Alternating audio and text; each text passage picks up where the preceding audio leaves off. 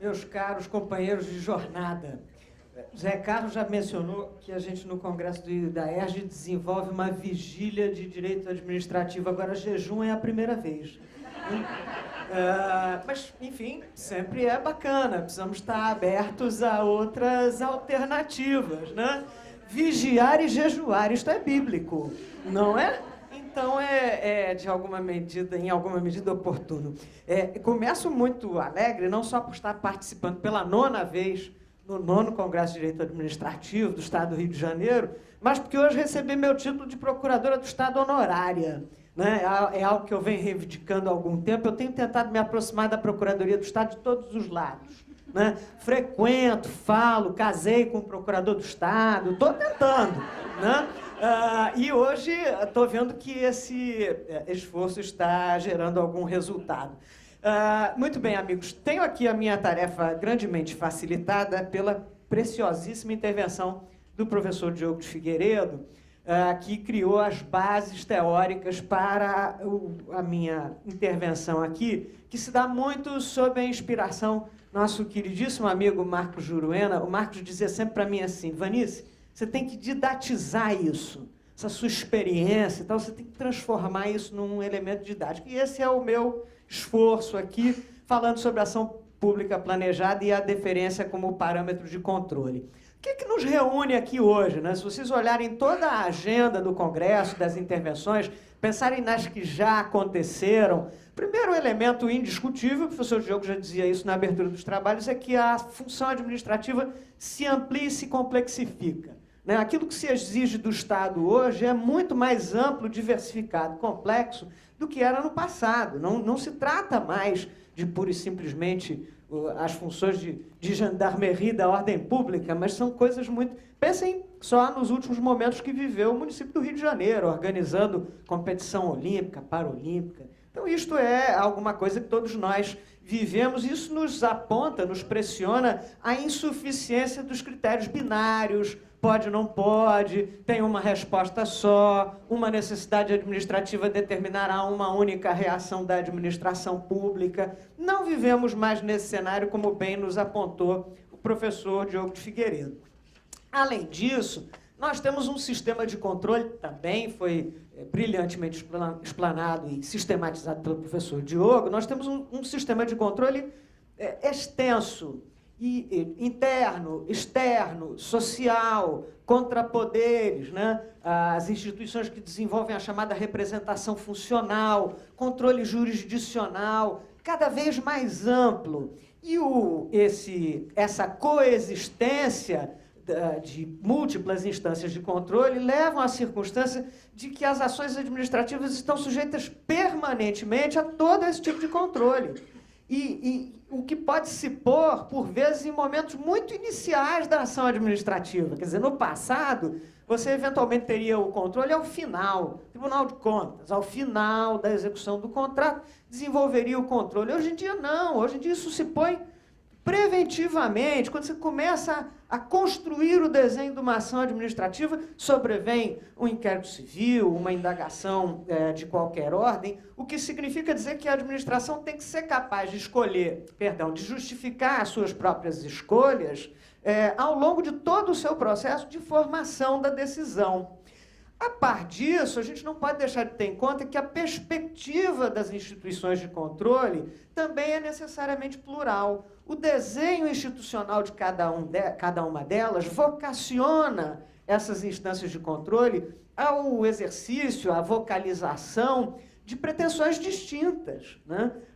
Pensem, a gente agora com a legitimidade conferida para o ajuizamento de ação civil pública ao Ministério Público e à Defensoria Pública Geral do Estado.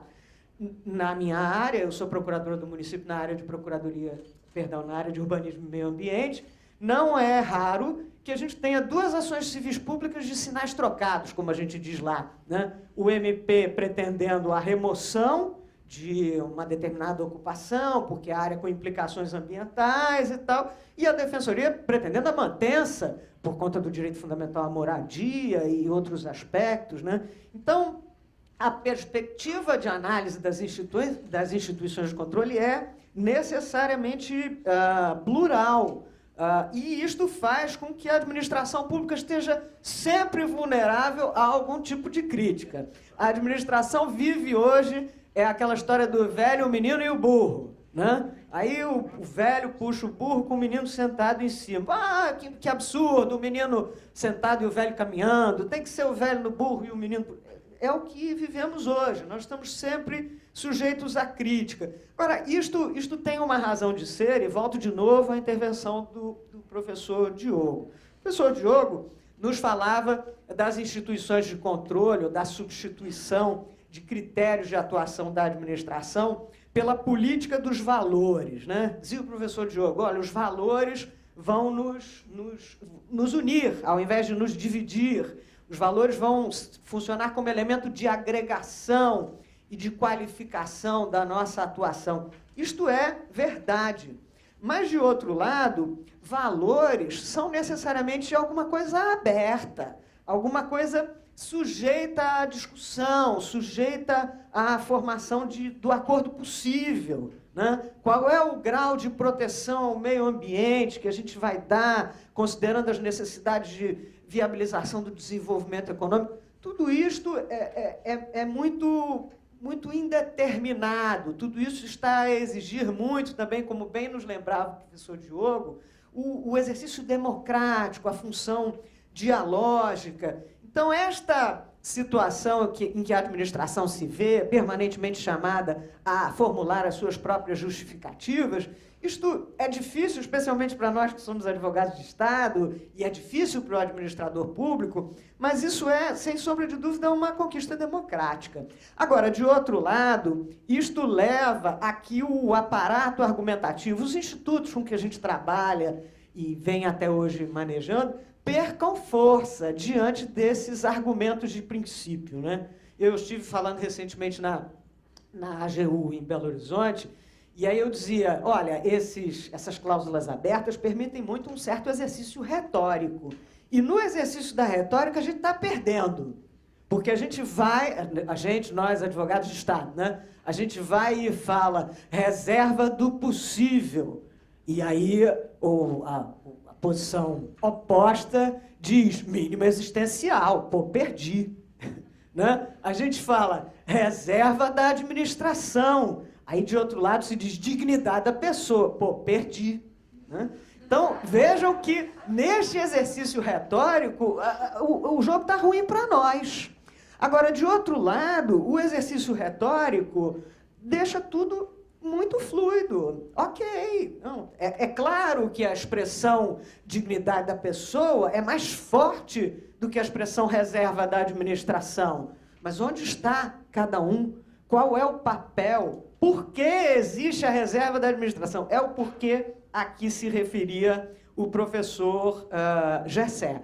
E aí isto faz, e essa é a minha proposta aqui, que a gente precisa desenvolver novas técnicas ou revisitar os nossos velhos conceitos, os nossos velhos critérios, de maneira a que a gente empodere o sistema de controle, mas não paralise a administração. Porque controle é bom, mas a administração funcionando é muito bom também. Né? O controle que leva à paralisia, ele não atende ao interesse público tanto quanto se imagina. Muito bem, qual é o cenário em que esses desafios todos se aplicam? Um cenário em que a gente ainda por cima tem a diversificação do papel da administração. Estou aqui me valendo de umas expressões que são usadas pelo professor Carlos Ari Sanfeld, né? Ele fala lá no direito administrativo para céticos, que a gente tem a administração do CLIPS, que é aquela que desenvolve as funções ordinárias da máquina pública, né? Carimba os papéis, expede os documentos, etc, etc. A gente também tem a figura mais recente, que é da administração dos negócios, né? Que é o agente de construção de um ambiente que favoreça o desenvolvimento econômico. E a gente tem também, não podemos esquecer, algo que está surgindo com maior relevância, que é a administração da indução ou da propulsão, é a administração que fomenta o desenvolvimento de atividades que são necessárias, estão postas na Constituição, mas não só como um dever posto à administração, mas também à família, à sociedade, a todos nós. Vejam que são 3 segmentos da administração totalmente distintos, cujos pressupostos de atuação são totalmente distintos, e a gente precisa estar preparado para pensar em sistemas de controle que nos permita nos permitam agir, atuar de maneira eficaz nessas novas funções de Estado que não estão ainda perfeitamente incorporadas. Finalizando aqui o nosso cenário de complexidade, para já trazer a minha proposição, estou aqui, né, vigília, jejum e corrida de curta duração. Né? Eu não sou o Usain Bolt, mas estou fazendo o máximo para, enfim, conquistar essa medalha de ouro. Né? Muito bem, completando o nosso cenário de complexidade, a gente tem alguns elementos que são relevantes. Primeiro elemento, aqui já fazendo a crítica da administração pública, não é porque eu sou advogado de Estado que eu perco a capacidade crítica sobre ela. Primeiro elemento é que a prática do agir administrativo ela é predominantemente reativa. Né? Não obstante todas as recomendações constitucionais no sentido da ação pública planejada, né? Quando a Constituição fala no artigo 37 caput do princípio da eficiência, quer dizer, não há agir eficiente sem planejamento anterior. Né? Isto é da vida. Os senhores, quando saíram de casa hoje de manhã, pensaram, vou ao congresso do IDAERJ, então vou fazer isso, vou levar aquilo de lá. Né? Fizeram o seu planejamento. Assim também é de ser com a administração pública, mas habitualmente não o é. A administração pública reage à pressão do dia. Né? A mídia disse que falta professor de geografia na rede, então vamos correndo cuidar do professor de geografia da rede. Ainda que isso aconteça todo ano, né?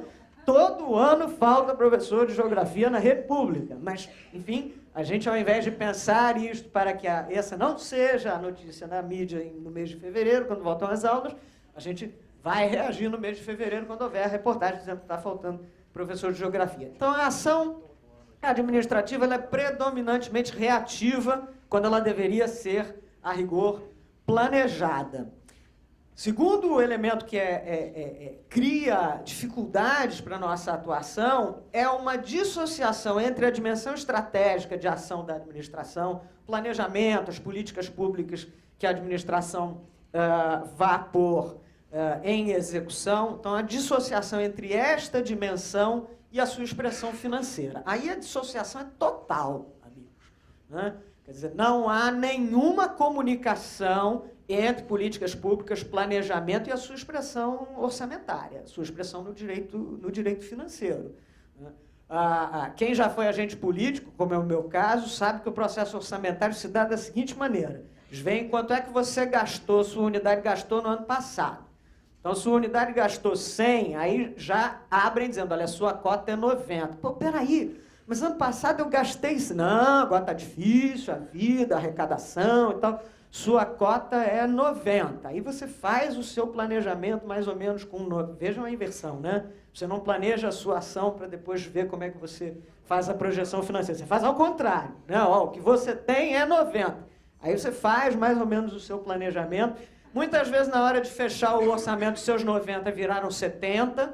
Aí vai para o Poder Legislativo, sobrevém as emendas daqui, dali, da colar.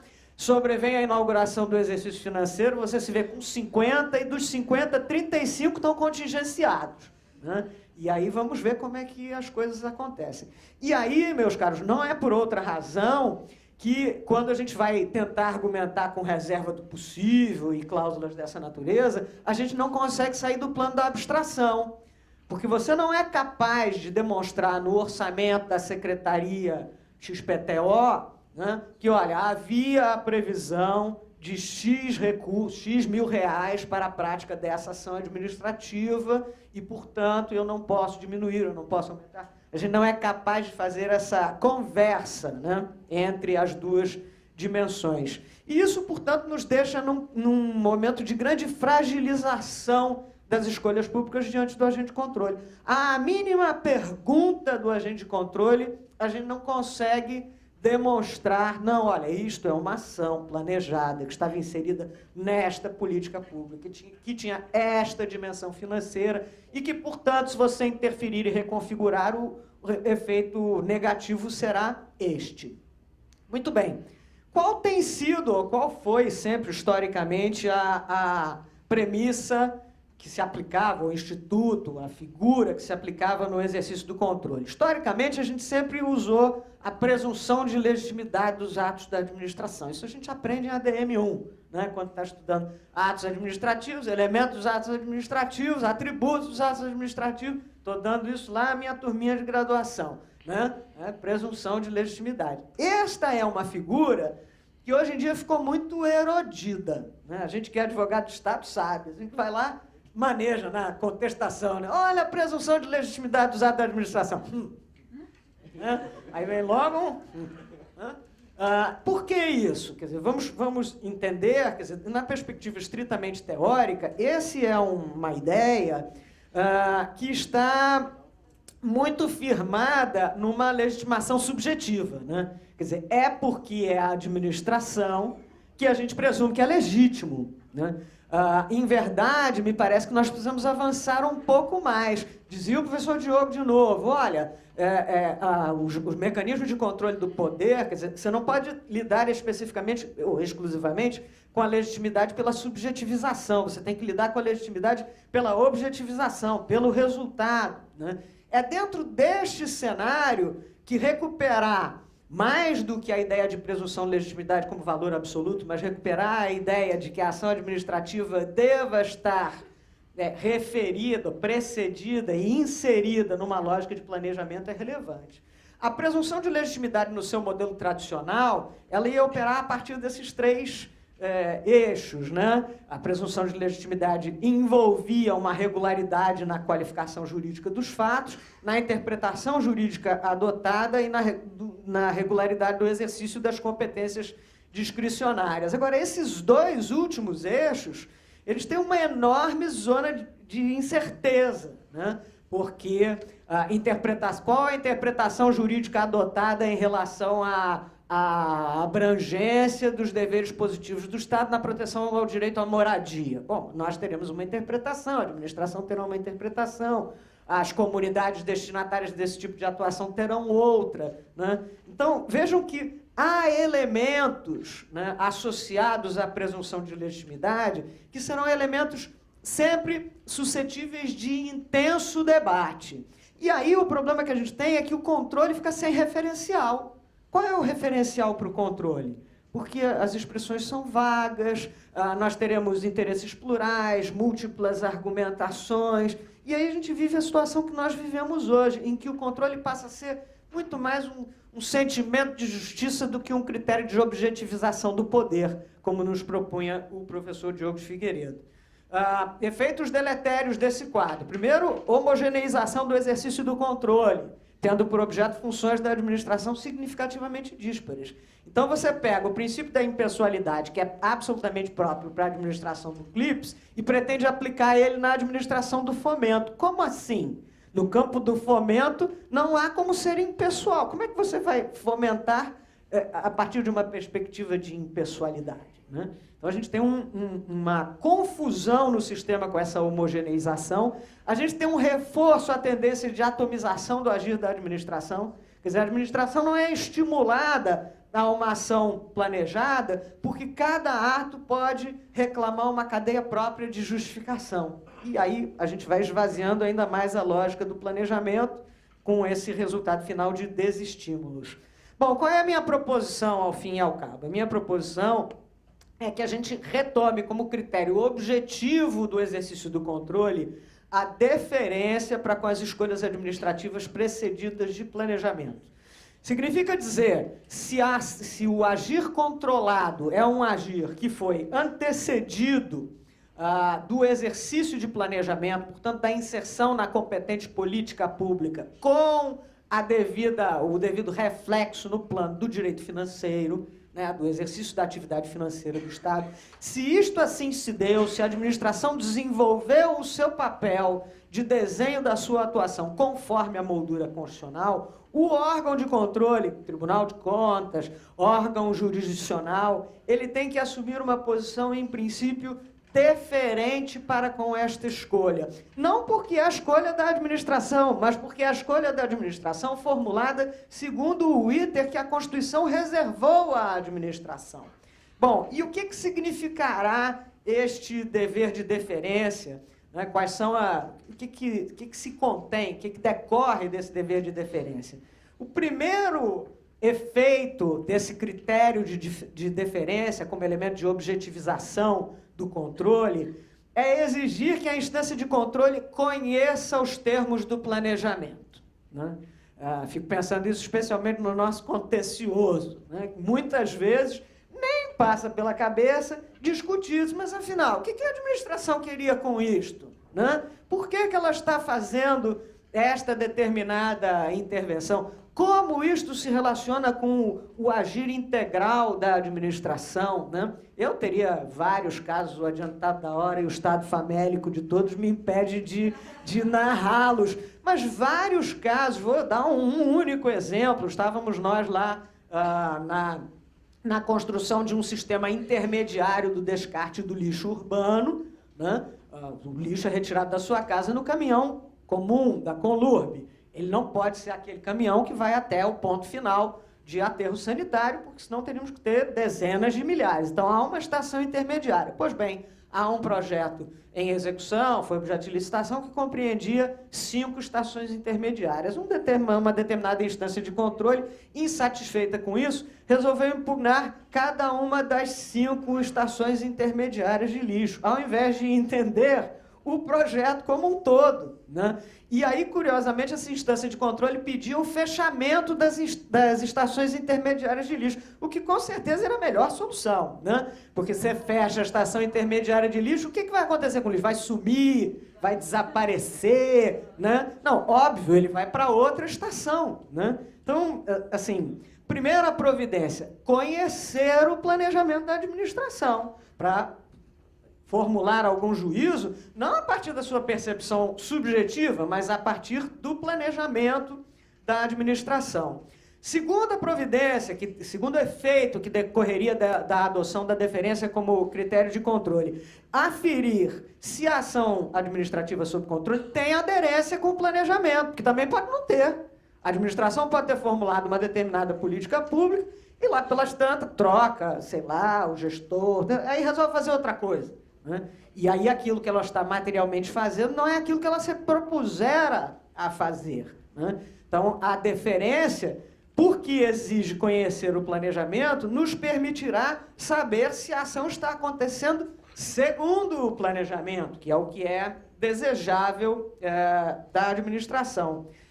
Terceiro elemento que decorrerá aí dessa modelagem é a administração diálogo. Veja, Fernando, errei o PowerPoint, hein? Você falou tanto que o meu PowerPoint, né, ficou uma sujeira. Foi em homenagem a você, Fernando. Fiz especialmente para você. Terceiro elemento é dialogar com a política pública, com o sistema, com o desenho de planejamento que a administração propusera fazer. O que eu quero dizer com isso? Bom, agora eu conheço as razões da administração. Olha, a administração vai gerir o lixo através de estações intermediárias porque ela pretende alcançar o resultado X, Y, Z. Olha, esta política foi mal concebida, porque a estação intermediária gera aquele efeito negativo, etc, etc. Este resultado que você está pretendendo alcançar não é possível. Veja que o diálogo crítico, o diálogo da impugnação, o diálogo do apontamento da irregularidade se dará com o planejamento e não a partir de uma outra, enfim, cogitação qualquer da instância de controle.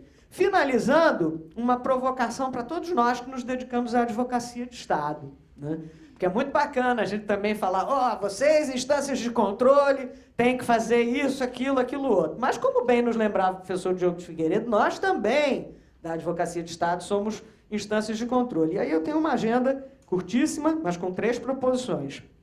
Primeiro, nós, órgãos de controle interno também, funções essenciais da justiça, nós precisamos buscar conhecer o planejamento, a política pública em execução nos temas judicializados. Porque a gente não faz isso. Né? A demanda se põe, a gente vai arrumar a tese que seja possível, muitas vezes a gente fica, o cliente não ajuda, né?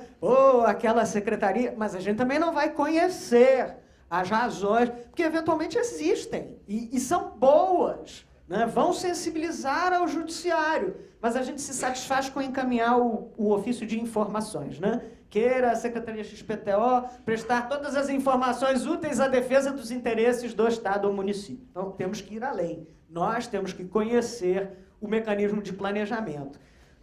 Segunda tarefa, mais dura que a primeira, né? Se o mecanismo de planejamento não existe, e muitas vezes não existe mesmo, porque eu mencionei que a administração frequentemente é mais reativa do que qualquer outra coisa, nós temos que catalisar o desenvolvimento do planejamento. Então, a gente tem que sentar com o órgão público e dizer, ó, nós precisamos ter um mínimo de estratégia para isso, nós precisamos ter um mínimo de planejamento, quer dizer, integra as nossas funções como função essencial de justiça, como órgão de advocacia de Estado, induzir isso. Ah, Vanessa, mas eu não tenho conhecimento da área de desenvolvimento social para catalisar uma política pública na Secretaria de Desenvolvimento Social. Ok, mas não é essa a ideia. A ideia é você sentar junto, dizer, ó, nós temos umas balizas constitucionais, qual é a sua experiência, o que você conta, já teve um programa nisso, o que não deu certo, enfim, ser um favorecedor desta atividade. E, finalmente, quer dizer, com este envolvimento, nós teremos um grau de domínio das razões de atuação da administração que nós teremos muito mais facilidade de dar a conhecer no contencioso as razões das escolhas administrativas. Então, a gente não vai mais fazer a contestação com o equilíbrio e a harmonia dos poderes, com a reserva do possível e com... Não, nós vamos ser capazes de dizer, olha, bem ou mal, escolhemos isto para gerar este resultado neste tempo. E aí a gente trazer a discussão do exercício do controle para um campo mais objetivo. A mensagem essencial da proposição do uso da deferência para com a ação planejada como instrumento de controle para a ação administrativa é que a gente saia do plano do debate em torno das categorias abstratas e vá para o plano da ação administrativa em concreto. Olha, é isto que nós escolhemos fazer dentro deste quadro, porque aí nós vamos atrair também, amigos, as instâncias de controle para esse mesmo grau de concretude, porque também é muito simples ser controlador dizendo, a dignidade da pessoa não está sendo observada aqui. Bom, isso é muito simples, né? Posição totalmente distinta é você, diante da realidade concreta, escolher o que é possível fazer. Porque é claro que nenhum administrador é intrinsecamente perverso, né? Não, eu não vou atender às postulações da dignidade porque eu sou contra a dignidade das pessoas, né? Nem todo mundo tem o mesmo grau de dignidade. Isso não existe, né? O administrador é chamado a fazer escolhas difíceis. Faz com mais expertise, menos expertise, e a nossa função será ajudá-lo a formular essas escolhas e ser pelo menos capaz de explicar essas escolhas. E aí as instâncias de controle vão fazer o seu papel. Isso é um novo tempo para a advocacia de Estado. Não é o papel que se propunha para a advocacia de Estado quando eu ingressei nela. Mas deixo com vocês uma última mensagem, porque é sempre muito estimulante começar a pôr os pés num novo tempo. Obrigado.